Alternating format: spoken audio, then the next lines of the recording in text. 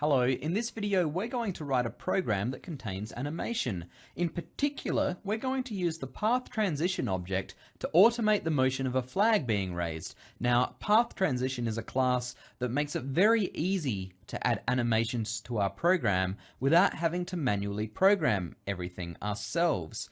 You'll see what I mean in just a minute.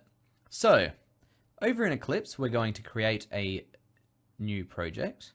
This will be a JavaFX project called flag rising animation. To this project, we'll add a Java class in the default package, also called flag rising animation. Okay, so the first thing we need to do is make our class extend from application for JavaFX. So extends application. Did it again. Sometimes Eclipse just doesn't get it right.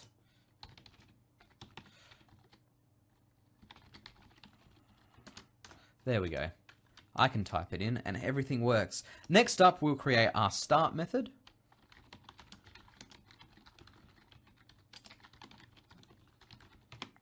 And we're ready to build our GUI application. Almost. I just need to get our import in there. So what we're going to do first up is create a pane object to store our animation in. So we're going to create a pane, just call it pane, and we're going to use the default constructor to create this object. Next up, we're going to create an image view object, and that is going to be used to store the image of our flag and render it on screen. So image view, we'll call this one image view. And the constructor we're going to use takes in the path to an image file that we can load up. So in our case, it's going to be image/us.gif. All right. Next up, we're going to add our image view object to our pane. And remember, the way we do this is to get the list of children that belong to our pane using the getChildren method. And remember, this is a list, so we can add to that. So we're going to add our image view object. Okay, next up is the important part of this video, and I'm going to just maximize our window to give us some space. What we're going to do now is create our path transition object. And so what path transition does is we specify a path for our animation to occur on. We specify 2 points. In our case, what we're going to do is specify a straight line. So we're going to have point A and point B, and a straight line between them. Not that I can draw a straight line, but that doesn't matter. So what we do is tell path transition how long we want this animation to take,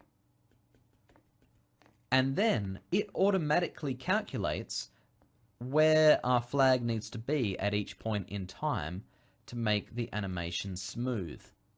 So the way we're going to do this is declare a path transition object. We'll call this PT, and then the constructor we're going to use to build this object takes in a few parameters. The first one is the duration of the animation, and the way we specify this is using the duration object, the duration class, I should say. And this has a few methods, a few static methods. The one we're interested in is millis, and this allows us to specify a duration in milliseconds.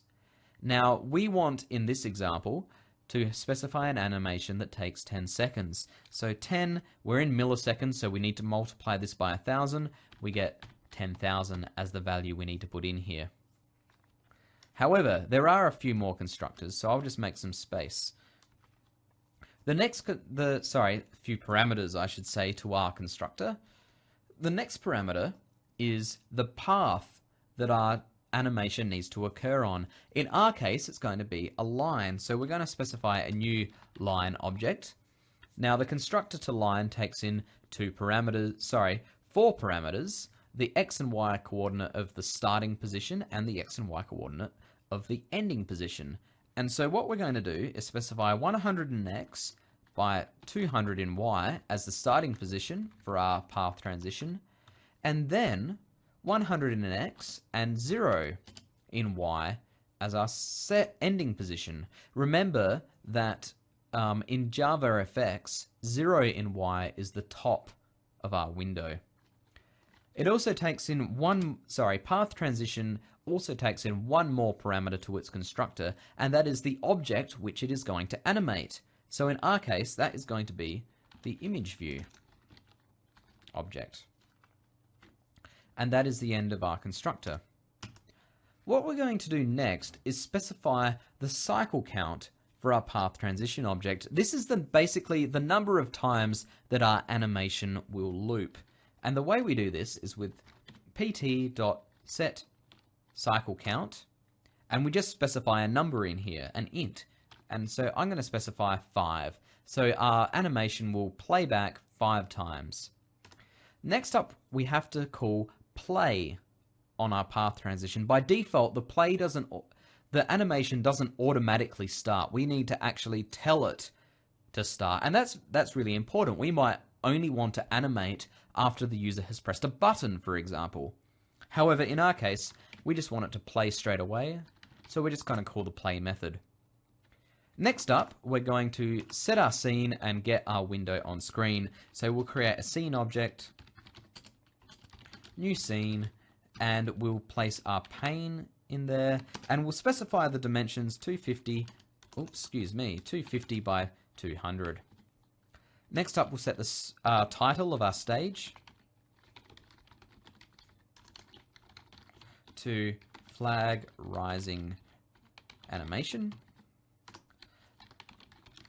We'll set the scene, and we'll show our primary stage. Next up, we'll just quickly create a main method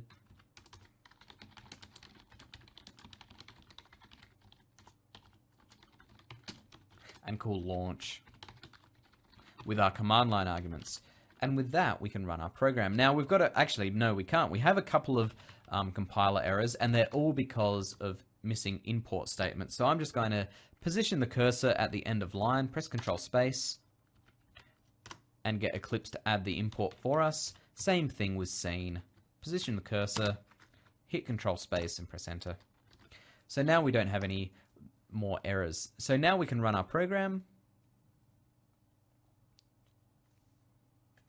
So before we run our program, we just need to copy the image in place. So what I'm going to do is, here is our our Eclipse workspace, and so I'm just going to move into the flag rising animation bin folder, and I've already copied the image folder that we need, so we're good to go. So now back in Eclipse, we can run our program, and you can see we get this beautiful animation of our rising flag. And if I was to leave this to play, it would play back 5 times. And there it goes, it starts again. So with that, that's it for this video. We've learned how to use path transition objects to automatically animate in our JavaFX programs. You can imagine this would actually be quite a bit of work to animate this manually, because we'd need to keep track of our timing and where we need to move next between frames and all that kind of thing. So path transition makes it very easy for us. So with that, that's it for this video. Thanks a lot.